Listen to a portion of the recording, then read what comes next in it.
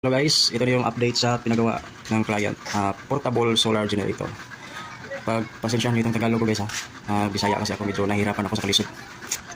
Tapos, ito yung sa gilid, meron siyang 12 volts output.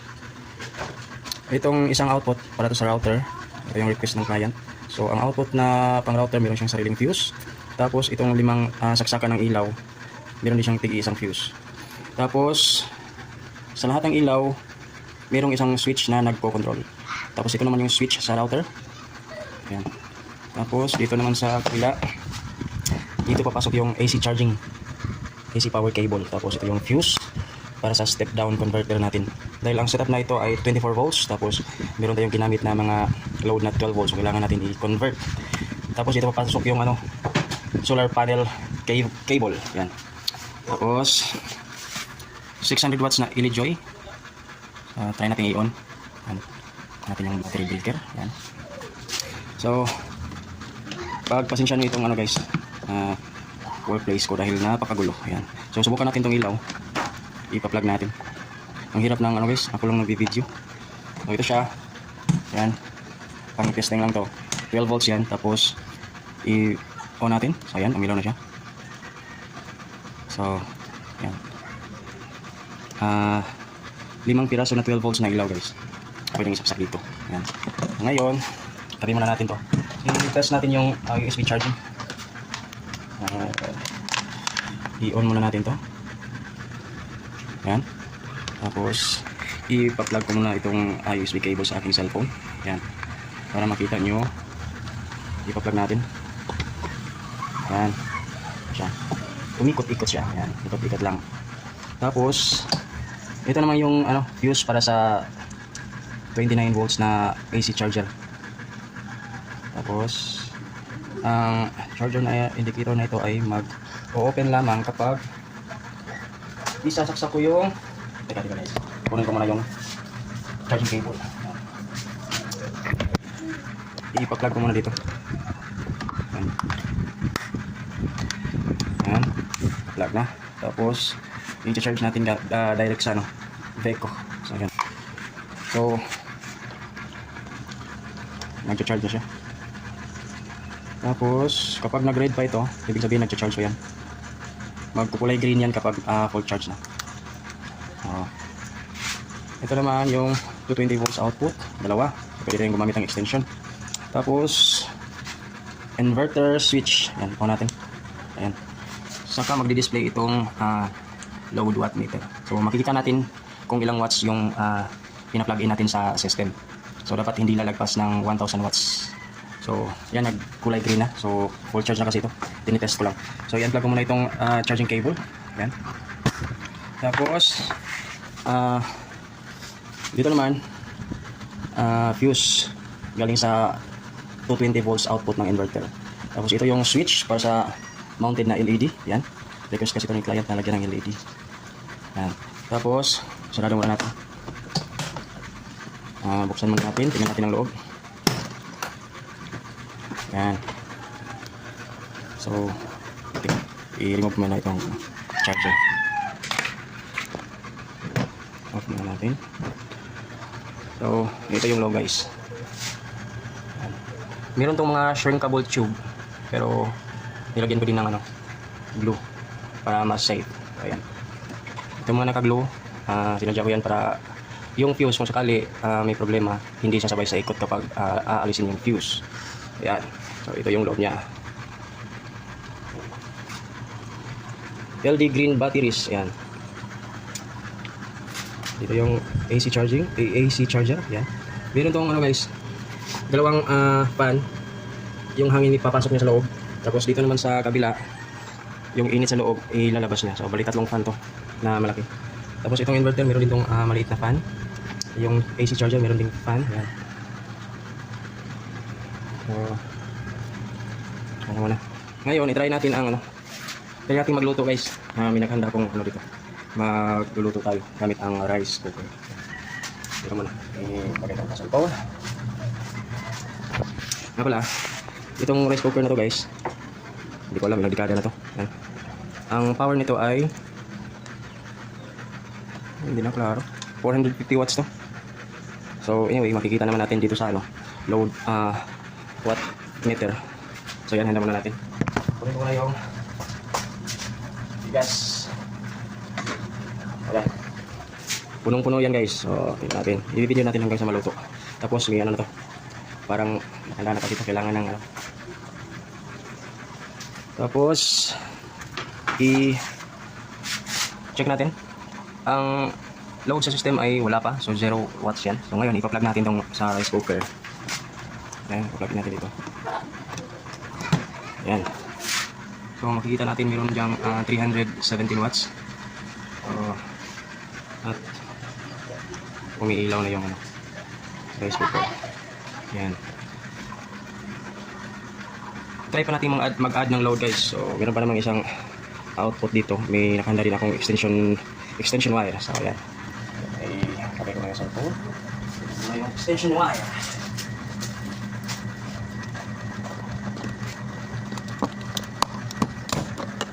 Ayan. So naka-plug na yung extension wire.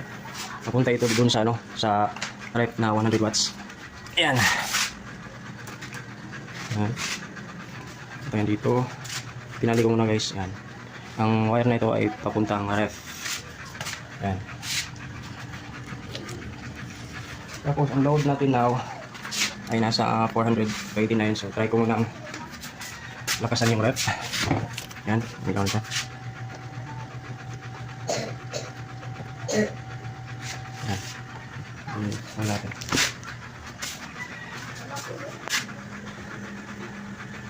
So medyo malamig pa kasi yung ref guys, hindi pa umandar yung compressor niya. Pero kapag aandar yung compressor, tataas ang wattage dito. So ngayon, meron pa tayong i-add na load. Meron akong stand fan dito.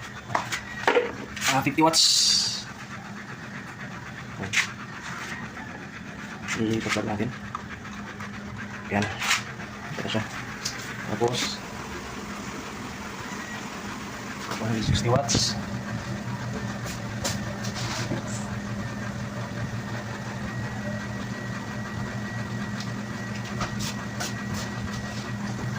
So ayan, umandar na yung compressor ng ref natin guys. So lumagpas ang 1000 watts. Bawasan muna natin dahil 1000 watts lang yung continuous load. So remove muna natin tong electric fan. Ayan. Try natin i-adjust yung ref. Hina natin ng konti.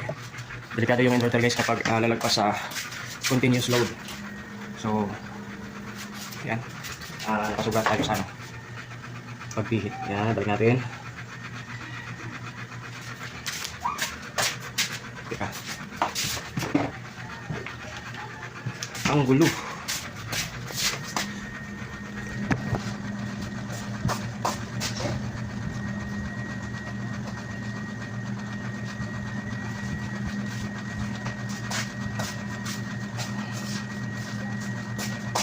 Guys.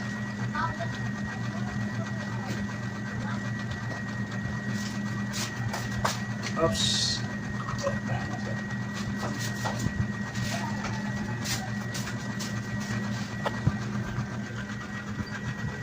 Ayan. Off muna natin tong USB charger. Meron pa tayong 26.2 volts. Ayan.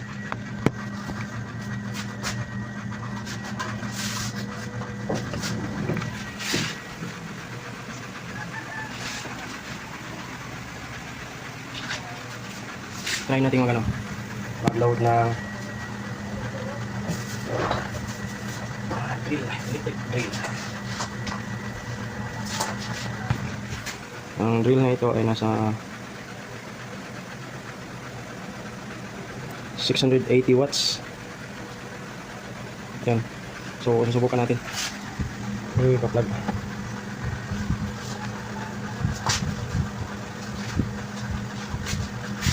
Tapos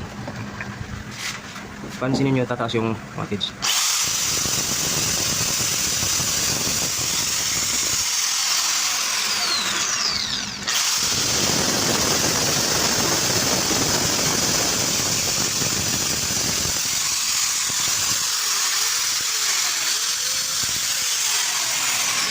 Yan.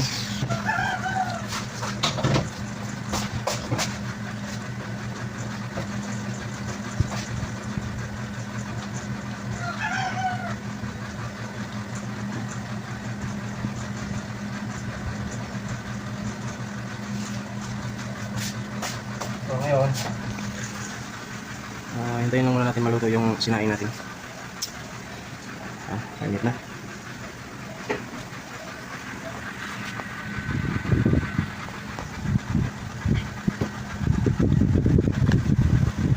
Lagay ko muna itong cellphone sa stand niya.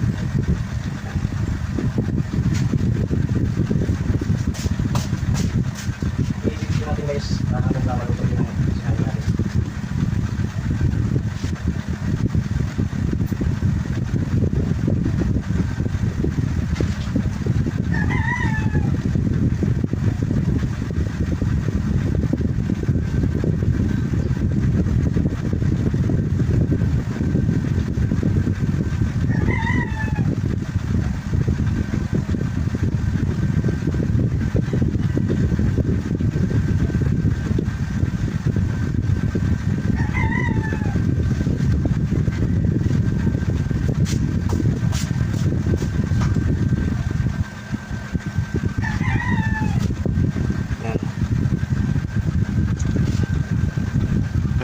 Ang frequency pala nito guys ay naka 60 Hz na. Kita rin mo mamaya.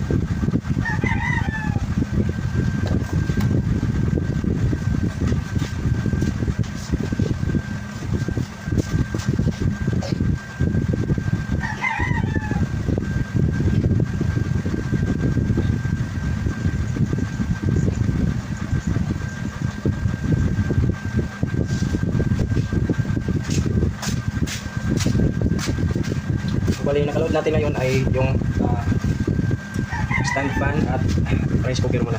Mamaya, ina-unplug ko muna yung ref para mawala yung lamig. Pagka plug natin mamaya, aandar yung compressor para makita natin yung total wattage niya. So, wait lang tayo.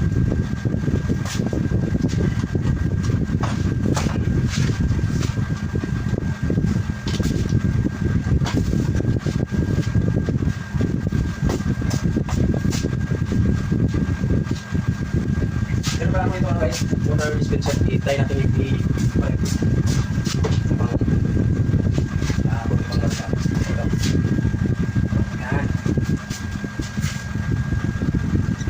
Yan.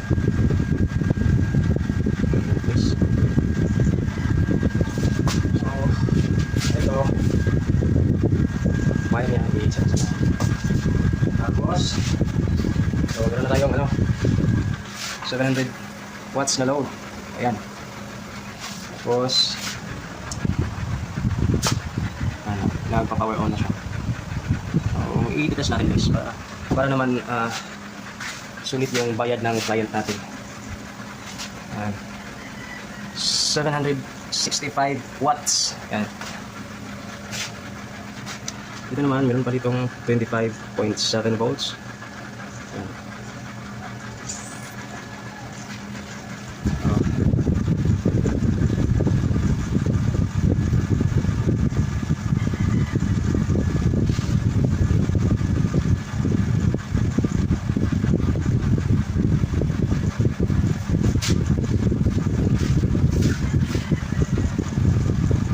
Check ulit natin guys kung mainit na ba yung exhaust niya.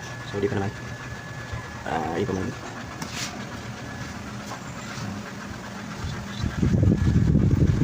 Saka meron na pala itong gulong guys. Pwede nyo itong hilahin na lang. Ayan. Tapos meron din itong handle. Ayan. Pwede nyo din itong bit-bitin. Ayan. May handle din siya. So nasa mga 20 to 30 kilos yata ito guys, hindi ako sigurado.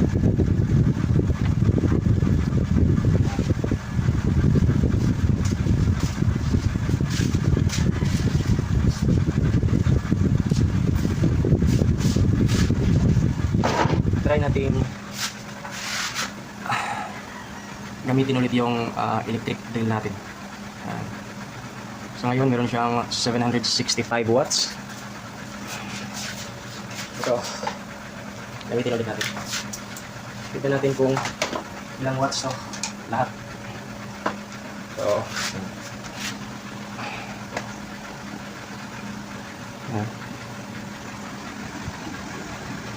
nakasaksak yan lahat guys sa extension. Yan.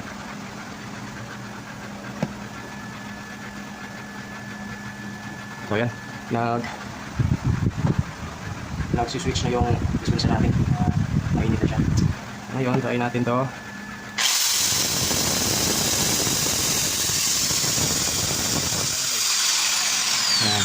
Sulit na sulit to para sa mga nag-outing or kakamping. Yan. Para sa mga area na walang kuryente. So yan. Maganda dito gamitin sa mga island. Ups. Ngayon, try ko munang on ulit yung ref. Ayan. Sama siya.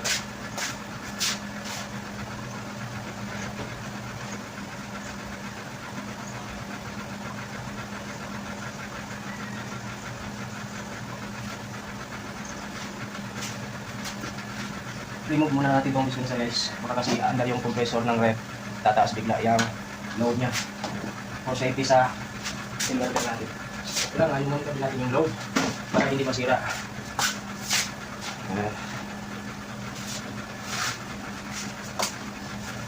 I-check natin yung frequency niya. Yan. On muna natin to. Ups.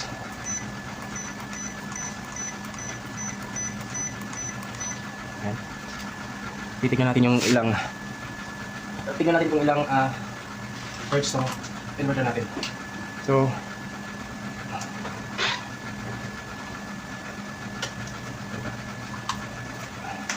yan. Meron siyang 59.9. Hindi ko alam kung klaro dyan sa camera. I-test ko lang na gano'n. 59.9, so 60 Hz yan.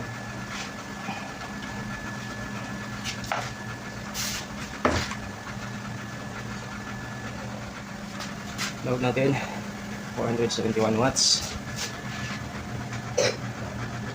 Yan. So kapag na-overload natin guys, napasulat tayo sa load, automatic mag-activate itong fault indicator. So ibig sabihin yan, magka-cut off yung AC output para sa protection ng inverter. So dapat bawas tayo ng load.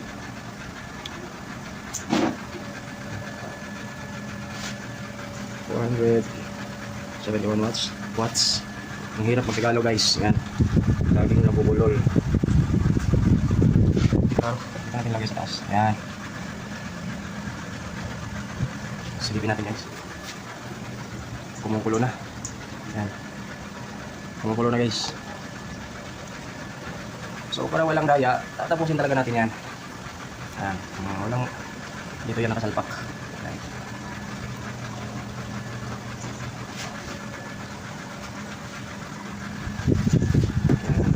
Standby muna natin yung cellphone.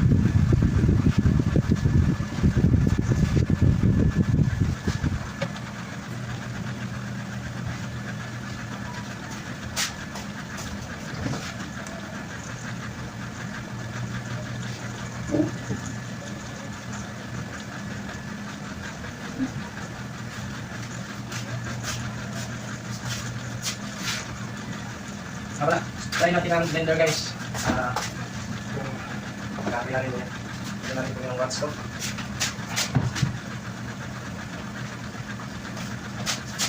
Okay. 4,500 watts. Delikado.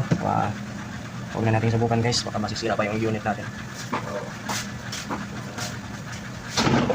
Ito ang wattage mo. Blender.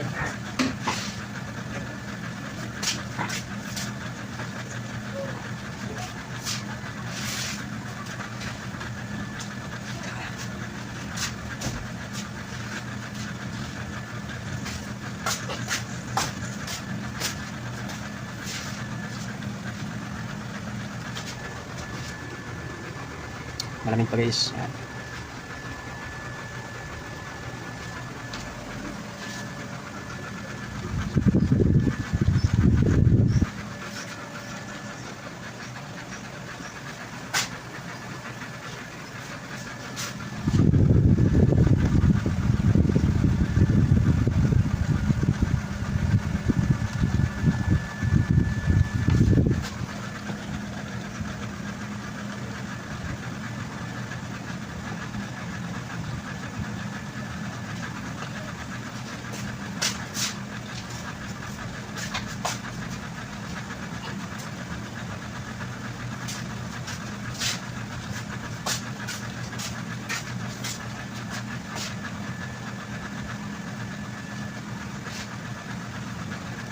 silipin natin ulit.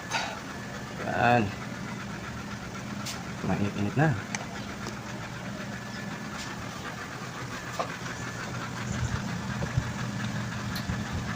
Pwede din to guys, pang backup sa computer.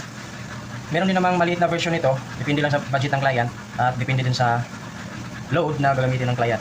I-compute pa kasi namin yan. I-compute ko pa yan pala. Yan.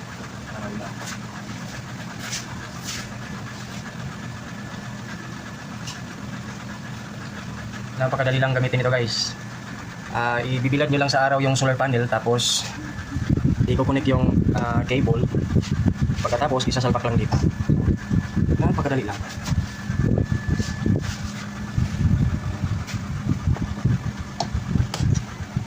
Check natin yung battery voltage.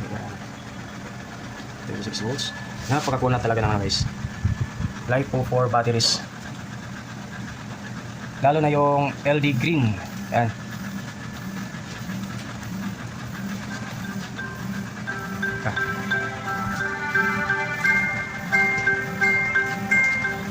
Nagta-alarm guys. Iinom muna ako ng gamot kasi nilalagnat kasi ako hanggang ngayon. Ayan.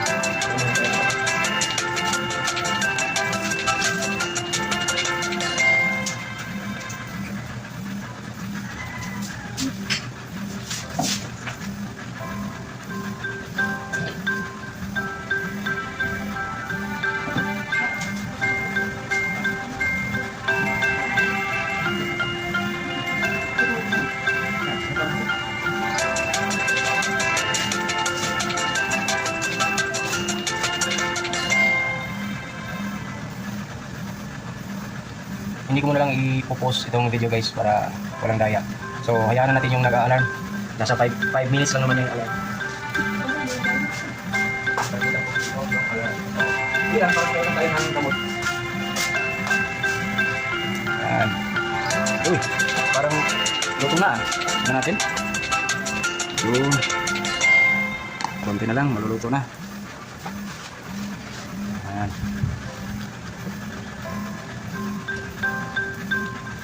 Kaya natin yung isang pangkutong ba yan.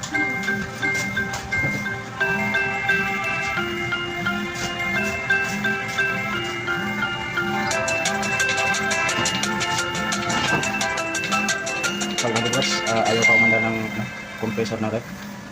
Malamig pa kasi. Ayan. So load, safety load guys, kahit mga 750 to 800 watts continuous load para naman may konting allowance, hindi natin isagad sa 1000 watts na continuous load.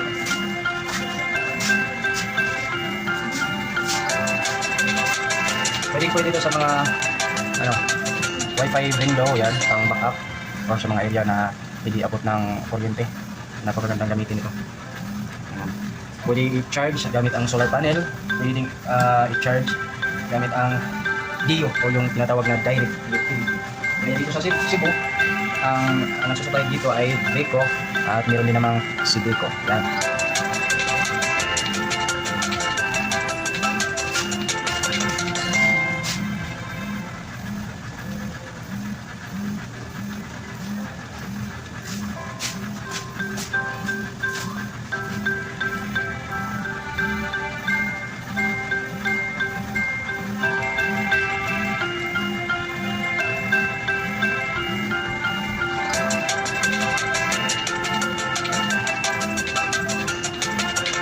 Ang load pala ng client ay isang washing. Ayan, so nasa mga isang oras hanggang sa 2 oras araw-araw. So yan lang ang motorized load.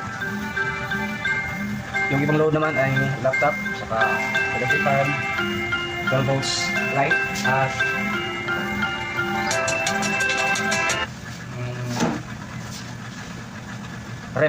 ref na 100 watts. So yun ang load ng client. At silipin natin ulit, parang nangangamoy na. Ayan, lutong-luto na guys. Luto na yung kanin natin. Ayan. Pwede ito sa mga integrated na amplifier, mga flat TV. Yan. Saka lang gandaan na i-monitor yung load wattage dito sa watt meter. Safety yung unit natin.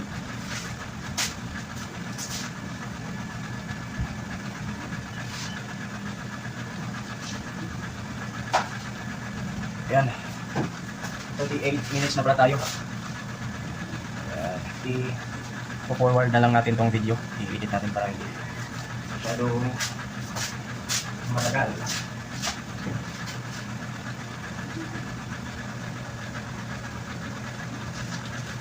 So ayan, umandar na yung compressor ng ref.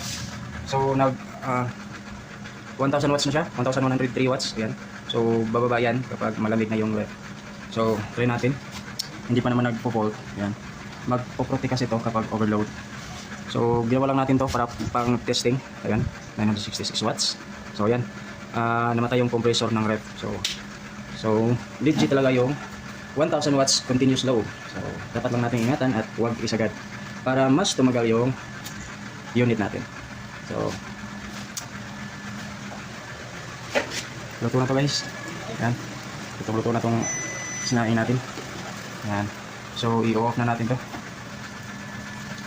At patuloy ko pang i-load test ito, pero hindi na i-video kasi lalo tayong matatagalan. At gano'n lang, maraming salamat sa panonood.